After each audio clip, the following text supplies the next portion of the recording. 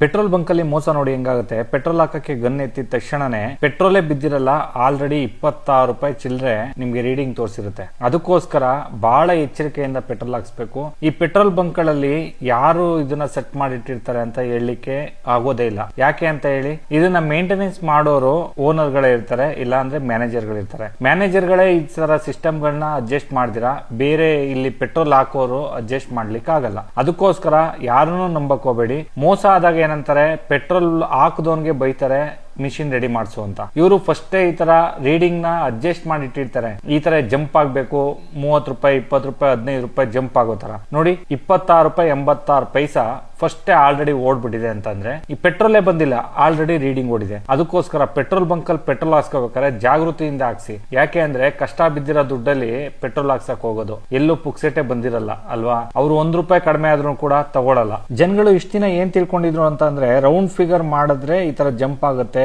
ನಮ್ಗೆ ಮೋಸ ಆಗುತ್ತೆ ಅಂತ ತಿಳ್ಕೊಂಡಿದ್ರು. 100 200 50 ಈ ತರ ಹಾಕ್ಸೋದ್ ಬೇಡ, ಇನ್ಮೇಲೆ ಹಾರ್ಡ್ ಆಗಿ ಹಾಕ್ಸೋಣ. ಹಂಗಂದ್ರೆ ರ್ಯಾಂಡಮ್ ಆಗಿ 115 120 117 ಈ ತರ ಏನಾದ್ರು ಹಾಕ್ಸೋಣ ಅಂತ ಹಾಕಿಸ್ತಾ ಇದಾರೆ ಇವಾಗ. ಆದ್ರೆ ನಾವ್ ಎಷ್ಟಕ್ಕೆ ಹೇಳಿ ಅಲ್ಲಿ ಟೈಪ್ ಮಾಡಿಸಿದ್ರು ಕೂಡ ಅದು ಫಸ್ಟ್ ಗನ್ ಎತ್ತಿ ರೀಡಿಂಗ್ ಇದು ಓಪನ್ ಮಾಡ್ತಾರಲ್ಲ ಗನ್ನ ಪೆಟ್ರೋಲ್ ಹಾಕಕ್ಕೆ ಅಂತ, ಅವಾಗ್ಲೇನೆ ಈ ತರ ಜಂಪ್ ಆಗುತ್ತೆ. ಎಲ್ಲರೂ ಹುಷಾರಾಗಿರಿ. ಒಂಚೂರು ಗನ್ನ ಮೇಲ್ಗಡೆ ಕಿಟ್ಕೊಂಡು ಹಾಕಿ, ನಿಮ್ಗೆ ಪೆಟ್ರೋಲ್ ಬೀಳುತ್ತೋ ಇಲ್ವೋ ಅನ್ನೋದು ಗೊತ್ತಾಗುತ್ತೆ.